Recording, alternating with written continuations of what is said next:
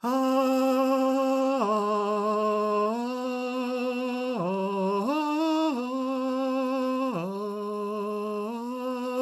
free to join in. Been living ghost's most not our feeling it? lives, living in a gangster's paradise. Oh no. I didn't know that's where you were going. I'm so sorry.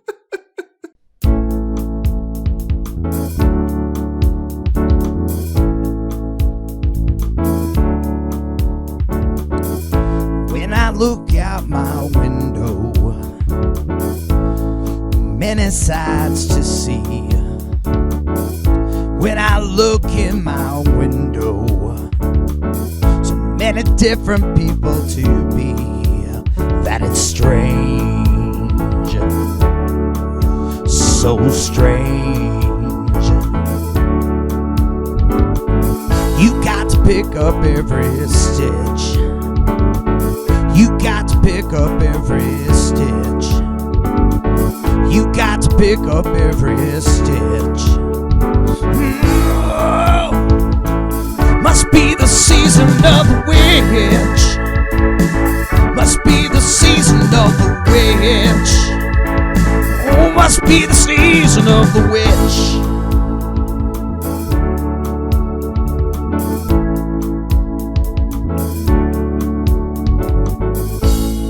Why did you go there? Well, you know, it's a legitimately good song. And other than that, Yes, it is topical because we are talking about a certain film tonight. Yes, we are. First of all, let me say it's been a while since the hiatus of this particular podcast. In fact, the last time me and Ross have gotten together to talk about a film, it was Into the Spider-Verse, if you Wow, that was recall. over a year ago. Exactly. It's interesting because that time it was a film that we both liked. We both absolutely loved. Absolutely. This time we are reviewing a film that... Actually, I don't know Madhog's opinion on it. He was like, I need to talk about it. I was just like, okay. Okay, but did you like it? Yeah, it was a perfect. Then we both liked it. Hooray! Yeah, it was a perfectly entertaining movie. I didn't knock my socks off like Into the Spider-Verse, for example, but it was perfectly watchable.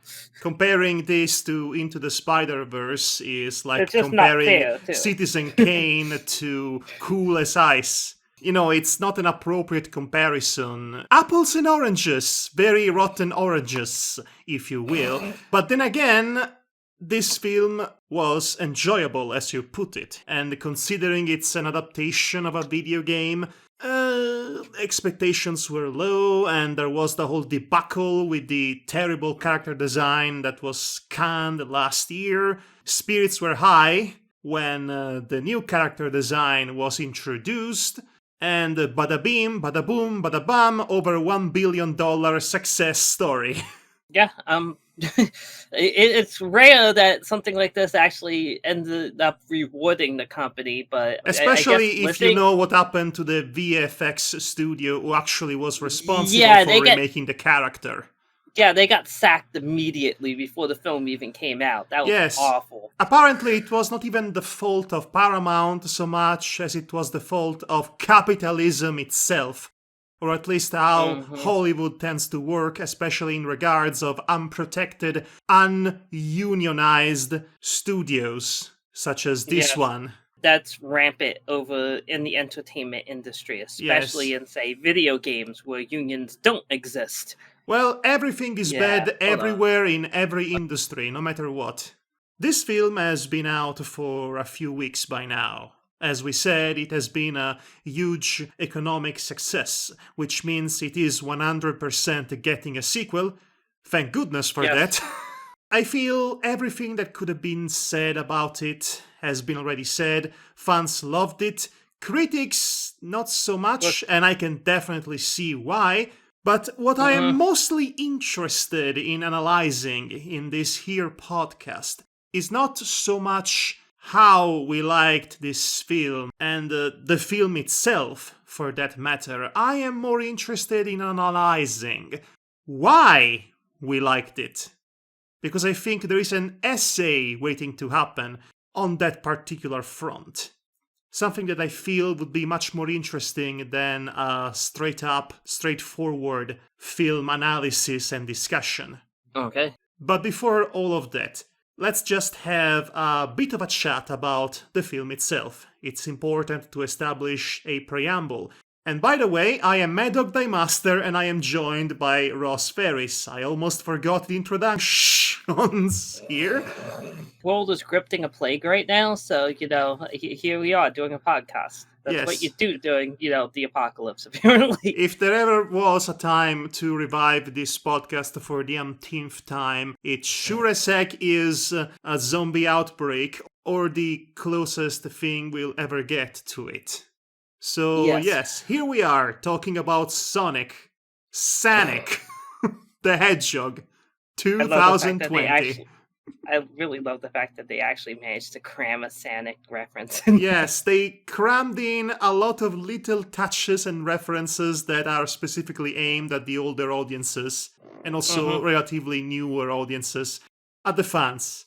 In fact, I would theorize that this film is much more enjoyable for the fans of Sonic than for literally everyone else. Which is also baffling, because there is a certain... It also is very much not Sonic. It does its own thing without really trying to be like anything Sonic before, if that makes sense. Yes and no, because I would agree with the first point, but as I was about to say, this film exercises a certain trend, a very specific formula that has been prevalent when it comes to specific types of adaptations operated by the Hollywood machine and industry. But before we get into that, again, I would like to hear your honest opinion as to why you enjoyed this film. Let's begin with that. I'm not 150% on board with the characterization of Sonic, because it is different than he's been portrayed in most other mediums. I will give it that. He's just darn likable. In fact, honestly, the entire cast just turns in a very likable performance all the way around. Surprisingly, yes. So that makes it far easier to deal with kind of the overplayed aspects, like it being a buddy road trip movie. Because it works when you have characters that you enjoy watching bouncing off of each other. And that's basically at the heart of where it succeeds. You made the characters likable, the jokes land more often than they don't, and it's entertaining to watch the entire way through. It doesn't make you bored at any point. Anytime that feels like it's about to drag, they manage to slide in a joke that manages to save the scene. That's an interesting point, but then again, is it really that good? Are they really that likable? I'm not saying your opinion is wrong, because there is no such a thing as a wrong opinion, unless that opinion is about genocide, but that's not even an opinion at that point. But regardless, as a former film critic, one of the first ingrained notions implanted in my brain by the academia that I had to shake off was this idea that there is an objective metric to judge films. Why a film, or indeed a work of art, is good or not. Technically, there are schools of thoughts, many ways in which you can read a text or a subtext, deconstruct the language of cinema and its techniques and all of that. There are guidelines that could help you create your own background and opinionated thoughts about what makes a film enjoyable to you. But at the end of the day, whether a film, or indeed any work of art, is good or not, comes down to a subjective opinion, and it can be determined by myriads of contexts and scenarios. There are, however, some interesting trends in popular culture in which both critics and audiences come to a sort of consensus a sort of understanding when it comes to judging something as bad or good. And like I said, there is a certain formula in adaptations of children's beloved IPs that both critics and audiences have come to dislike and even hate over the past 20, 15 years ago. And it is the exact same formula, the same structure, the same trend that Sonic the Hedgehog, the movie, has in spades. So let's actually break it down. The way the film starts, you have the main character embroiled in some out-of-context action scene, so then the frame freezes and you hear the main character talking to the audience. I bet you're wondering how I ended up in this situation. Well, let's go back in time, and then the real film starts. So then you have the main character stripped from his own much more interesting world, and he ends up in our boring reality, and he's partnered up with a minor celebrity who's cashing in on a gig, and this human live-action partner has to drive the CGI creature, literally drive him somewhere, which happens more often than I would like. And then you have the antagonist, the villain, played by an actor that's way too good for this particular material, and in fact steals the show. Does this sort of formula ring any bell for you?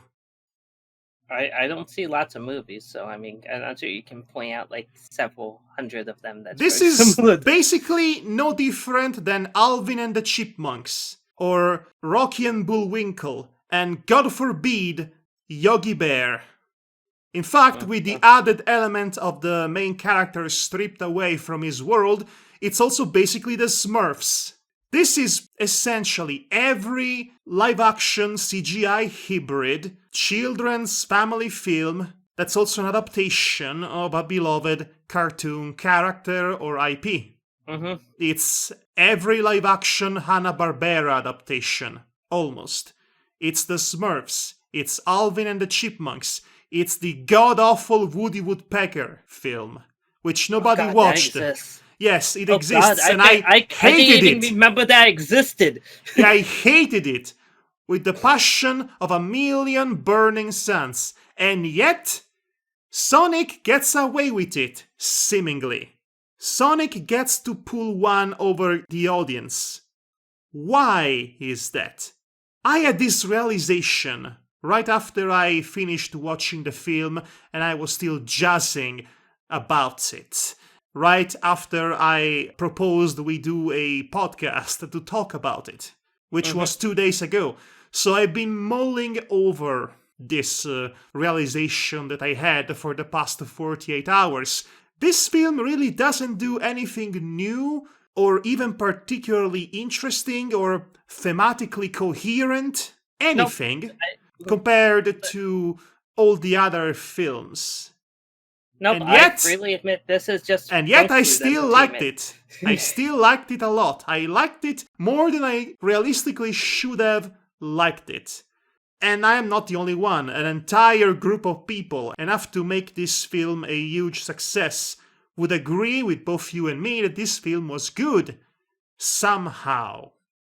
It's good. Somehow. It's not great. I will freely admit this is what I would call a 7 out of 10 movie if I had to give it like a number score. But would it deserve a 7 out of 10?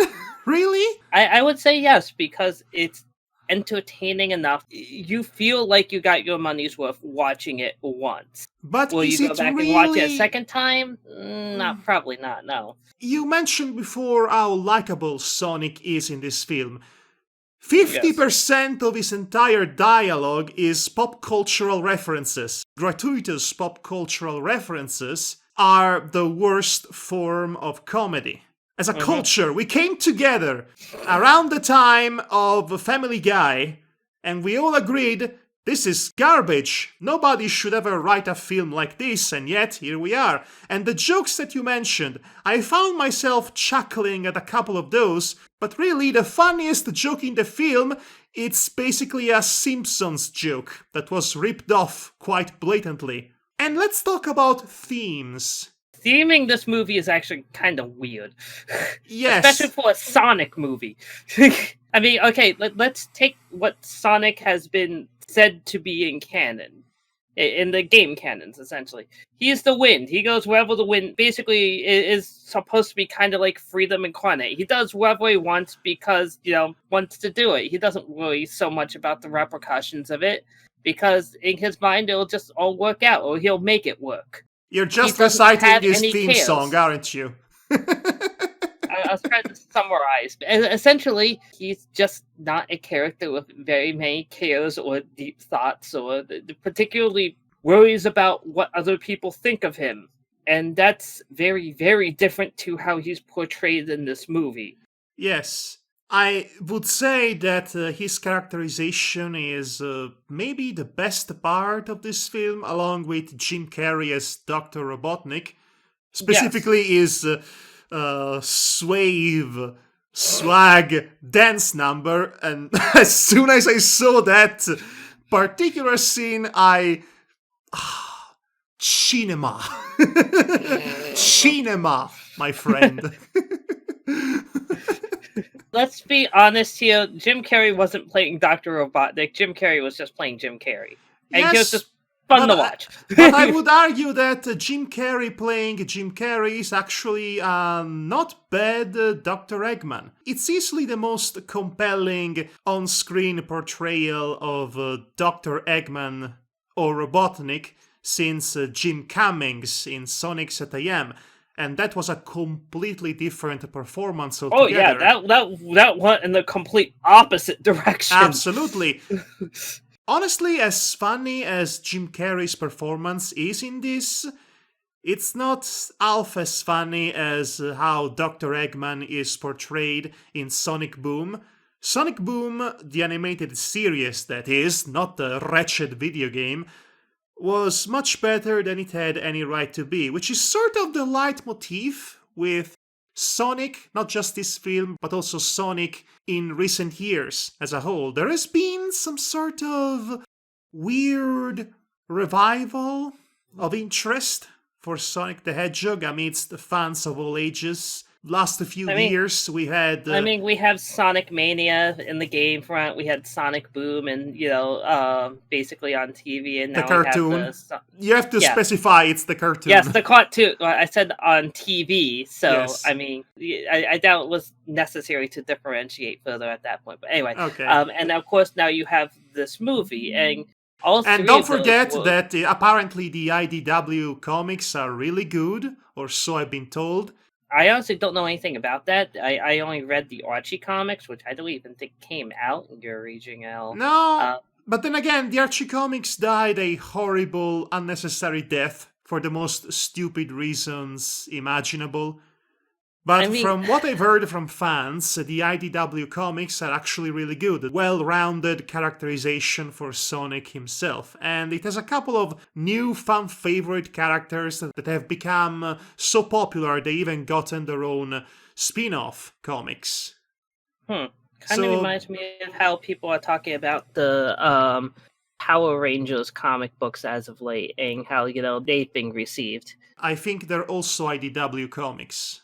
They might be, actually. IDW does good business in that regard. They even had a run of My Little Pony comics back in the day, and they were decent. I've read them, so I would know. But back on topic. We also had the Tyson Hesse's promotional shorts, which were some of the best... Oh yes, those were fantastic. Some of the best things that ever associated with this franchise. Even the racing one was actually extremely entertaining. Yes. And also, on a much lower scale, we had the real-time fun dubs of Sonic video games, which you should definitely watch. They are... Yeah, I have not heard about them, so interesting. That's from where the famous Dr. Eggman's Shadow the Hedgehog monologue comes from. It's great. I actually haven't heard it. Later on, when we're done with this podcast, look up real-time fun dubs of Sonic Adventure 2. That's where it all started. It's fantabulous, let me tell you.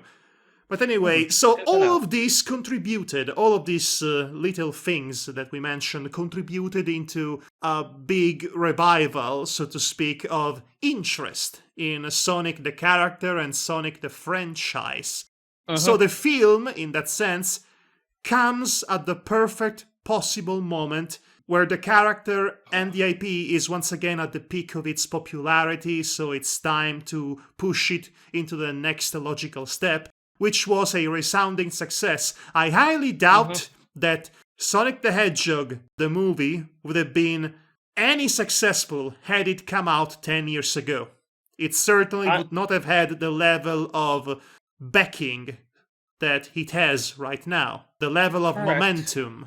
I freely admit that. Basically, the whole nostalgia train that propped up in the last decade have really helped have studios give these type of things the budget that it kind of needs. If this was made during the 2000s or the 90s, they would have thrown no money at this. This would have been Yogi Bear 10 years ago. I just want to make this point. If you had told me 20 years ago that a Sonic the Hedgehog movie was coming out, I would have been like the giddiest person you had ever seen. I was that in the Sonic at the time. So at some point we all were. Yes, but then the dark times hit. That's funny because when it comes to being a Sonic fan, there are three kinds several of dark fans. times. No, I was going to say there are, generally speaking, three categories of Sonic fans. You have the original. Since the very beginning of the franchise, they played all the classic Genesis games. They threw money into a failed venture such as the Sega CD for the privilege of playing Sonic CD. I'm not naming names, of course. And they... it was a privilege knowing, hey, I got Lunar, I have it, so... Yes, so you were definitely a classic Sonic fan. I, on the other hand, came on board smack dab in the middle of the dark times. In fact, my very first Sonic game, as I told you before, was Shadow the Hedgehog. You came in the middle of the second dark age of Sonic. Wait, what was the first one? The Sega Saturn days. I would argue that the Dark Ages have lasted consistently between Sega Saturn up until Sonic 2006, and a little bit beyond that. I know the adventure games have not aged terribly well, but they were fun at the time. I understand that, but they also set up the awful trends of how Sonic 3D games would be made over the next 20 years or so, and they keep being uninspired. Let's not mince words here. I mean, to be fair, also during the second Dark Age, you still had stuff like Sonic Rush and the Sonic, Advance game. Guys. Okay, but how many people actually played those? Me. Okay, back to the point. The most accessible, widely accessible Sonic games have not been very good for a long time. I mean, I liked Shadow the Hedgehog, but I know it's trash. It's my trash, but it's still trash. I freely admit that. So basically that's the era where I came in as a fan and I experienced both the best and the worst of the Sonic fandom, which by that point was very fractured already. Was fractured and also affected by PTSD, if that's not an exaggeration, which probably it is. But then again, I experienced all that in the most enlightening way possible by reading many fanfictions and writing my own, as you well know. The rest, as they say, is history. So we have both very different backgrounds when it comes to Sonic, but we both enjoyed this film, even though it's technically not appealing directly to us so much as it is appealing to the newest fans, which is the third category that I was going to mention, which are the kids who have become Sonic fans in the last 5 years or so. Maybe because of Sonic Boom. Probably because of Sonic Boom, let's be fair. I think also Sonic Generations might have had something to do with that. Or Sonic Colors. Okay, Sonic Colors, I'd say, probably did a lot more than Sonic Generations, just because it was on the Wii, which was a system tons of kids owned. So, and it was also a cheap game for the system. So I imagine lots of kids ended up receiving Sonic Colors, whether they asked for it or not. That's the only reason why I think Colors could really be a big factor, just because every kid ended up getting a Wii, let's face it. So, Sonic fans could truly appreciate this film, in spite of it choosing a formula that has been proven not to be popular amongst fans of IPs, of original IPs that were being adapted into Hollywood flicks. And that However, is sort of unprecedented. I need to make another point, though. That doesn't mean that it can only be entertaining to fans of Sonic, because my girlfriend went with me to this movie, who knows literally nothing about Sonic, and she enjoyed it. Okay, that actually also might be part tangentially of the point I was making, because previous examples of this specific formula, the human character CGI monstrosity body driving film formula, which should burn in hell, if I'm being honest, but Okay? Those films Tell us how you really feel. Those films notoriously have been widely rejected by the fans of whatever the object of adaptation was supposed to be, and have been more enjoyed by general audiences who knew almost nothing about that. Of course, people who grew up with Alvin and the Chipmunks in the 80s would absolutely despise the live-action Alvin and the Chipmunks film, and yet it had 2 sequels, or I should say squeakquels, dear lord, and those were successful. They made enough money to justify their existence, which means that even though critics hated them and fans hated them, it didn't matter because audiences came in droves to watch this. Sonic the Hedgehog, the movie, seems to find the particular sweet spot between pleasing general audiences with their kids, families, and whatnot, and also strictly fans for the most part. I'm pretty sure most critics still hated it because they probably did not fall for it. As we said before, it's a tried and true terrible formula that we should be hating, yes. But this somehow gets a pass because it's Sonic. And it tickles our nostalgia bone, yes. And honestly, I think that the biggest reason, or at least one of the biggest reasons why this film puts you in such a good mood to enjoy it, can be summarized by the first act of the film, in which some bits of lore are introduced to us. Mm-hmm. And I don't know about you, but I have marked out pretty hard when I saw the Echidna tribes. Yeah, attacking the Sonic's mother figure. I was like, wait, what? Yes, what? That is. Hold on, what's going on here? That was incredibly unexpected, and I was really immediately interested. And come to think of it, we never see them again. Exactly, it's extremely disappointing that we never hear from those again for the rest of this film. This was clearly aimed to set up a sequel. Correct. Okay, so here's how I think this went during the writing process. Basically, they only got to go ahead to do a hybrid CG live-action movie to save money because a full CG would have been too expensive for them. So they're like, okay, if this does well, then we'll probably do almost full CG next time and say in Sonic's world. So they wanted to kind of set up a couple hooks for that. You know what? We all fell for it, apparently, because come hell or high water, there is one thing that accumulates all Sonic fans, and that is the desperation to see their favorite franchise succeed and be good. Yeah. So, of course, they would give this film a chance if the possible payoff is to have a sequel that's actually more close to the games. I honestly expect the sequel to be much worse than this one, if I'm being honest, but I'll get to that. I actually kind of like that they didn't bother to try to do like essentially a movie version of some kind of existing Sonic storyline from the games. Honestly, none of the storylines are good, so that's a good choice. Exactly. Okay, so you'd either do something that was way, way, way too kiddie in the form of like Sonic Colors or Sonic Lost World, or Toad-wise, or you'd end up with something way, way, way too trying too hard. Yes, you could end up with the Warcraft film, essentially. Yes. That only the Chinese liked it. So apparently that was enough, but whatever. Well, of course there is enough. It's China. Basically, 80% of all films in Hollywood are made with the Chinese audience in mind these days. Yeah, I know. It's kind of sad, but that's another can of worms.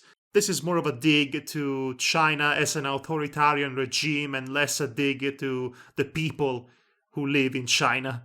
China is a prime example of a capitalist dystopia masquerading as socialism, which makes me sick. This is not about China. Anyway, let's move isn't. back. Maybe they'll have a Sonic in China. Can you imagine that? Oh, I just made myself sad. There is a Chinese-themed level in Sonic Unleashed.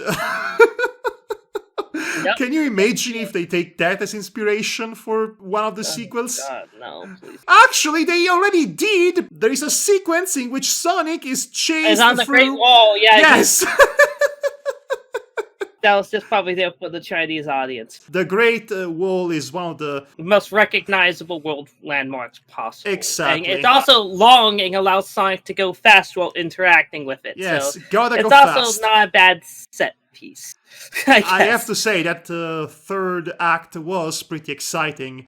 Being chased around by Dr. Eggman or Robotnik through various landscapes, and I like how they managed to implement the rings as a MacGuffin that allows Sonic to travel through various dimensions. It's honestly the best use for them in anything outside of the video games. Correct, because they've long struggled to figure out what the hell to do with those things in any type of adapted media.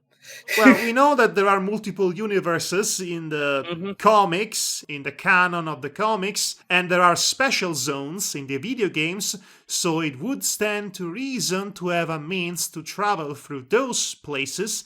Let's use the rings. Yeah, that's good. Mean, I don't disagree. It's a good idea. And I also like the fact, for once, they didn't decide to use the Chaos Emeralds. It's only Sonic 1. There is no guarantee. I know in Sonic 2, the Chaos Emeralds will be there. You know what? It's like mandated by the gods above. You know what? I really hope that we have at least 3 films in this series for the specific purpose, and I think you know where this is going. We can title the third film Sonic 3 and Knuckles.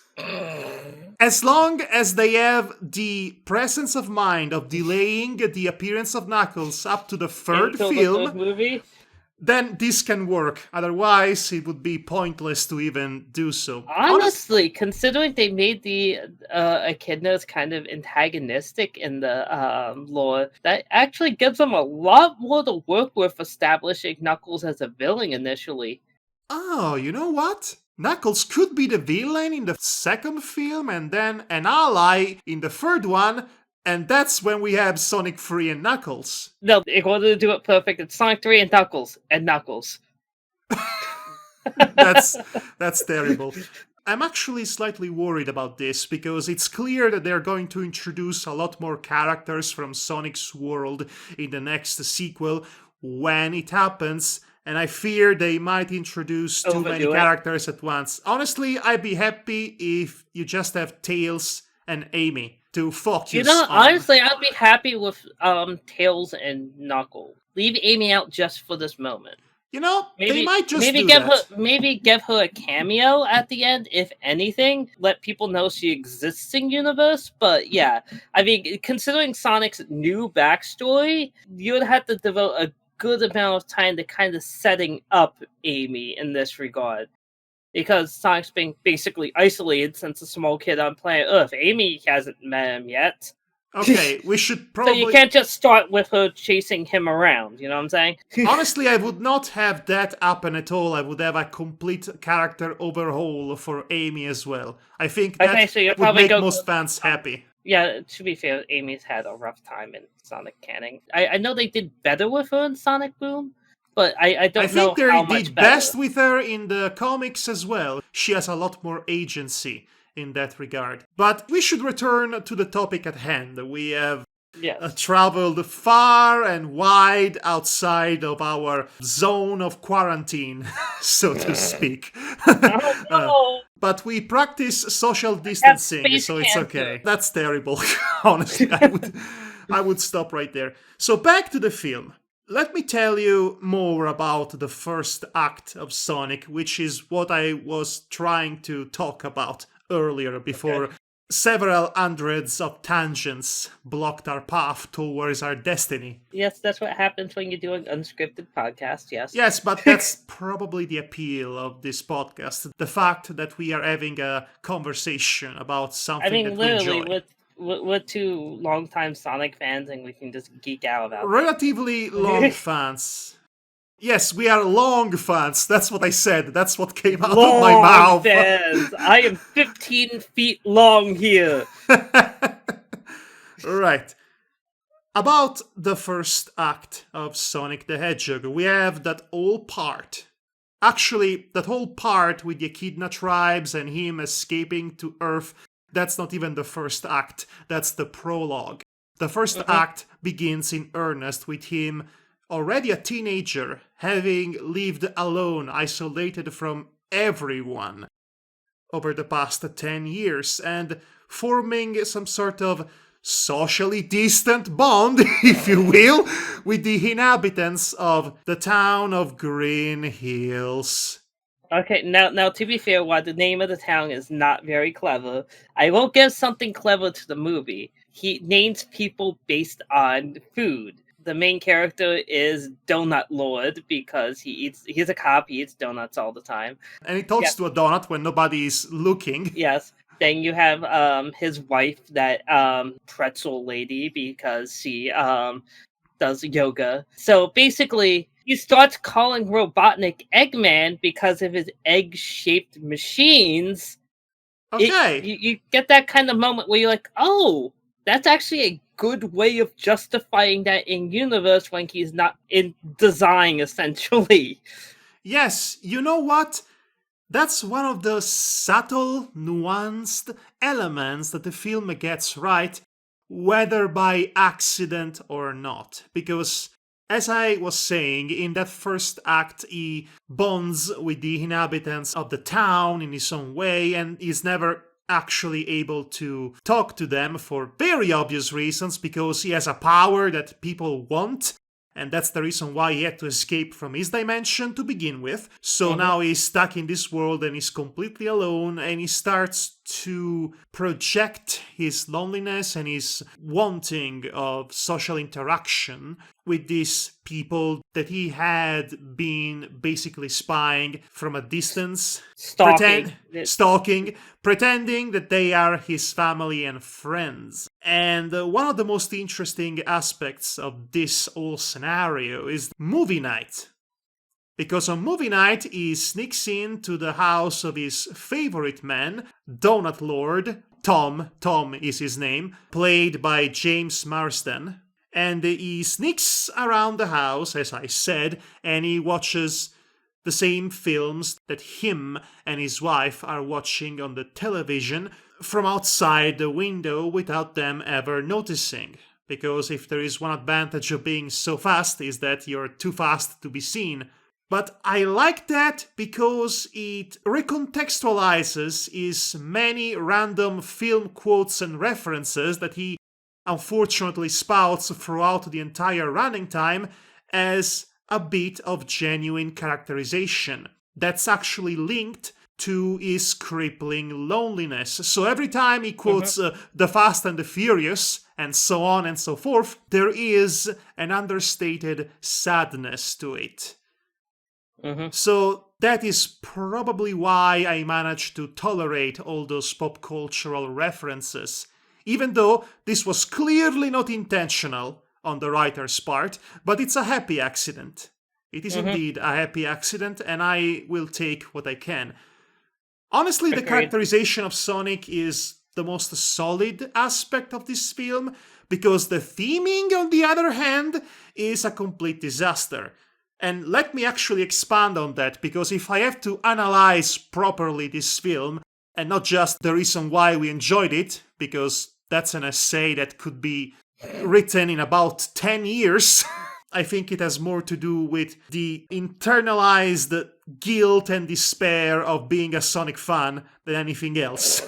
The film is sitting on a veritable gold mine of interesting themes to analyze, especially in relation to Sonic and his arch-nemesis Eggman. There is the basic superhero journey of Sonic running away his whole life and then learning to actually run forward. It's a very simple metaphor, but it's basically that point in which he realizes that from great powers come great responsibility, and he accepts the responsibility and he uses the powers to help people and for good. Then you have Dr. Robotnik, which is basically a Silicon Valley tech bro bent on shaping the world under his own idea of technological acceleration. So it's the dark side of progress, if you will.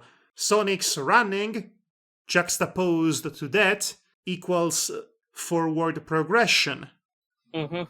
But the key difference is that Robotnik is using his ability and his machines for the benefit of himself, definitely not for the benefit of the people, while Sonic, by the end of the film, learns to use his ability, his forward progression, to help people. Or at least that seems to be the idea, the themes that the film sets up, but then the film does absolutely nothing with these themes.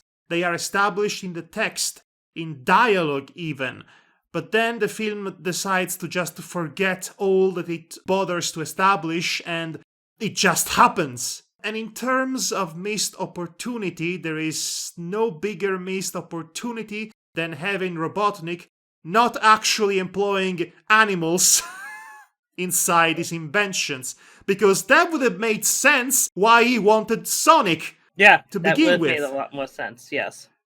But to be fair, it would be hard to justify the US government. Like, oh, okay, so let's fund your turn woodland creatures into animals project. Here's another interesting detail that has been casually introduced in the text.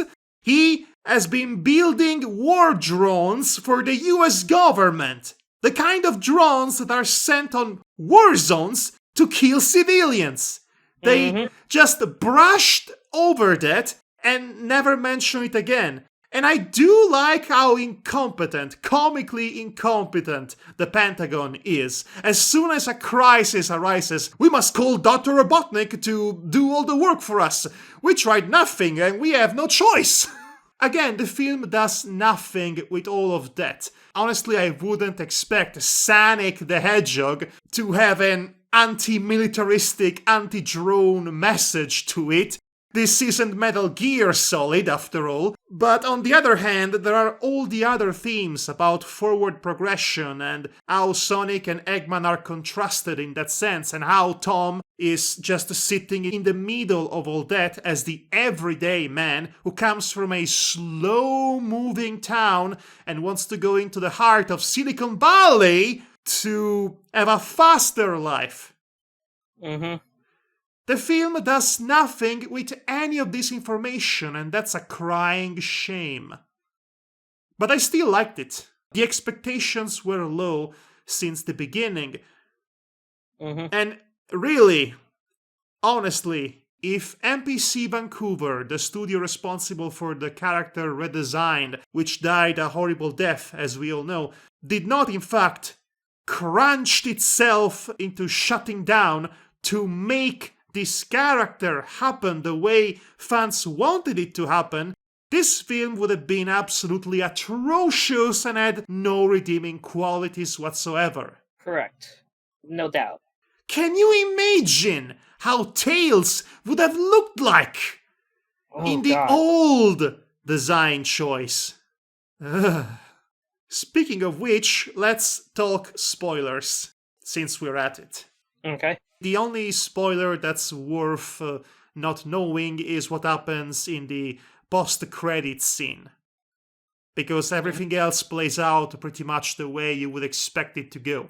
Tom and Sonic have a driving adventure up to San Francisco for reasons, MacGuffin reasons, if you will. There is a very fun chasing sequence in which one of Robotnik's machines gets destroyed and then it becomes a smaller version of the previous machine, which also gets destroyed, and then there is a smaller version, and then another smaller version, and so on and so forth. That really puts over how much of a threat, of a legitimate threat, Eggman can be. I am saddened that we did not see some more traditional cartoony robot designs in this. But then again, considering how he transforms, quote unquote, by the end of this film, becoming more similar to how we know and love Eggman, maybe next time he will have more quirky, cartoony robot designs at his disposal to match the fact that he's gone completely insane. Yeah, he's completely off his rocker at that point. Sonic defeats Eggman, and then he gets adopted by his new human family, which is good for him. I am happy for him. Oh, and there is that little girl who gives Sonic his iconic shoes because his old ones were broken up, which is a sweet scene in its own right. Yeah. And then, to the shock and surprise of no one, Tails is introduced at the last possible minute to set up the sequel in the post-credit scene. It's actually really good, honestly. Yes, and also he has his actual voice actress from the games. I forget which one. Tails has had multiple voice actresses. The one that he had since the mid-2000s, really. It's still the same, I believe. Honestly, I have mixed feelings about that, because that already tells me all I need to know about how Tails is going to be characterized in the sequel, which I will not enjoy, probably. But yes, considering that the makers and writers of this film had very little to go on when it comes to a proper characterization for Sonic, because they are not reading the comics, that's for sure, and they're not playing the games, I guess characterizing him as a teenager, it's probably the best possible choice in that regard. Also, he likes chili dogs, so there is that. Which is good. I approve of this choice. So we're not any close to crack the code as to why we found this film so enjoyable, but then again, maybe that's the point. This is easily the best version of that otherwise awful formula because of all the little details and nuanced elements that, whether by accident or by intent, actually worked when they came together. I liked most of the characters. I find myself actually very much amused by Tom's personality and the way he interacts with Sonic. I liked his wife. Yeah. She's also a very good character that displays her own agency in spite of her limited screen time. I like the dynamic between Tom and his wife. I liked Robotnik, and now he absolutely roasts Major Nobody Cares. That's his name. I liked Stone, his assistant, that brings him latte. I love the way you make it! That was one of the funniest scenes in the movie. I also really died when Sonic was racing around with the turtle and dropped the turtle. That was cute. That was cute. I like the crazy guy that shows up with a chainsaw in the third act and does nothing with it. It's a kid's film. Come on. I know, but you have a chainsaw. Do something with it. You can get away with a chainsaw if you're slashing machines, right? I guess. Right. And yes, I guess honestly, against all odds, and definitely with a lot of added goodwill from the MPC Vancouver studio, this film was a resounding success amongst fans and general audiences.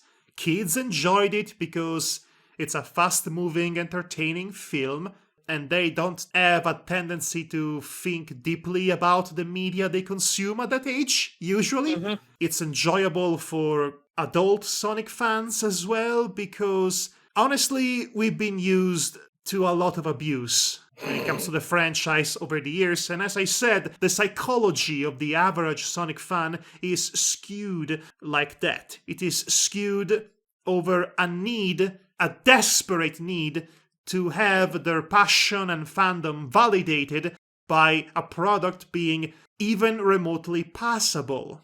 Yeah, and the Sonic the most Hedgehog glowing was definitely passable in that regard. Yes. It was passable enough that people reacted to it as if it were the second coming of Hedgehog Christ. And it certainly isn't. No. No, Absolutely honestly, the day we get a good 3D Sonic game is the day in which the world collapses by the sheer weight of overjoyed reactions from all the Sonic fans. What even could a good 3D Sonic game look like?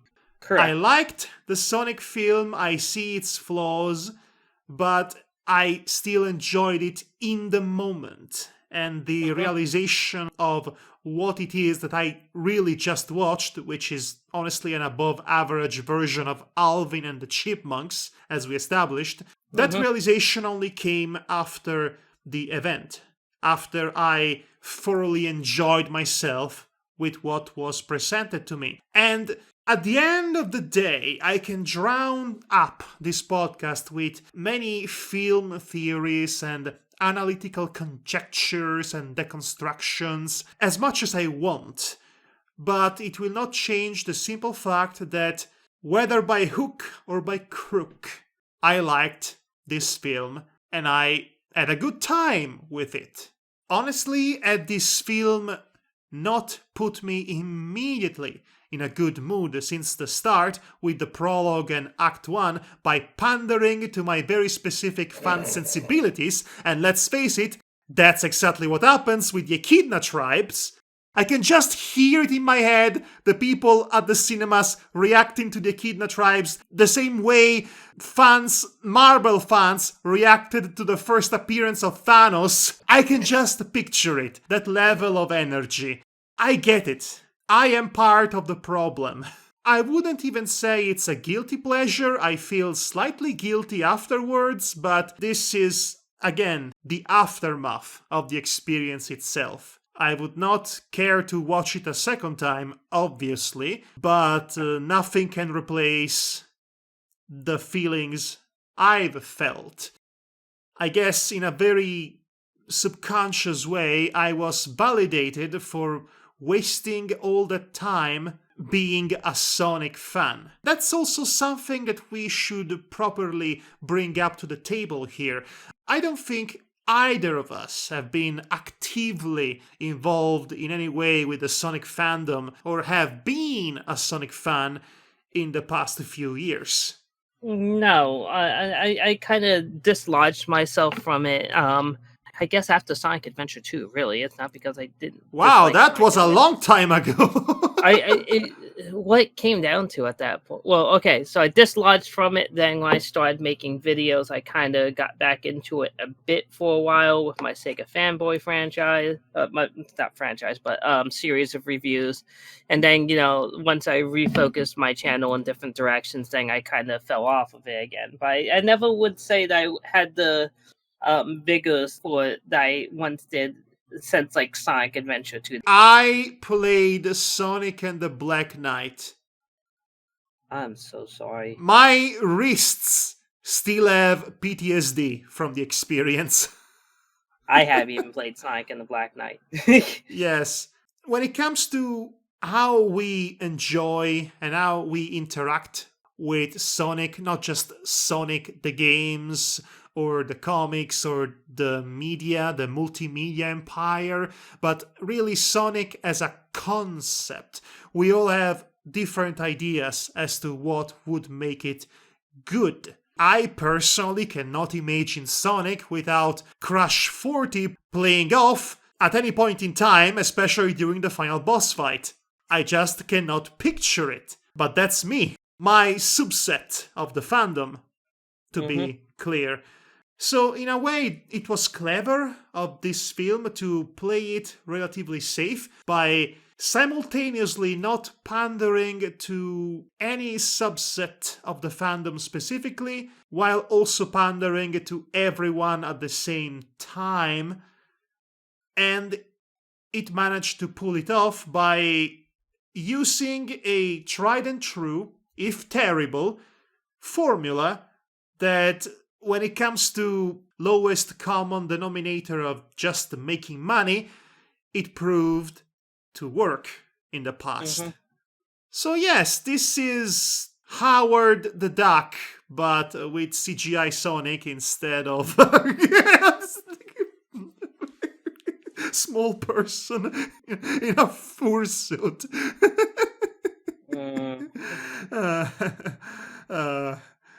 Right then. I guess that's all we have to say about it. Honestly, there wasn't much to say about this film to begin with. Yeah, that's why we had to. That's why we had to go to many tangents and tirades to justify why we enjoyed it in the first place. Yeah, that's one of the reasons I haven't made a video. It hasn't been because I wasn't asked to. Honestly, I hope to get a copy of this podcast to post on my channel because it's a dearth of content anymore. But specifically because I was being in front of the camera for less than 5 minutes. It's just saying, yeah. I like the chasing sequences. That's cool. Anyway, Tails is in it. It's a movie that entertains you when you're there. It doesn't leave much of an impression on you afterwards. It's not like you'll forget seeing it, but I could easily forget details of it a year from now. I was oh, I remember enjoying that movie, and I'll be able to recall basically only one or two things about it. Yes. So in essence, by the simple act of existing, of being there, this film is a cultural event.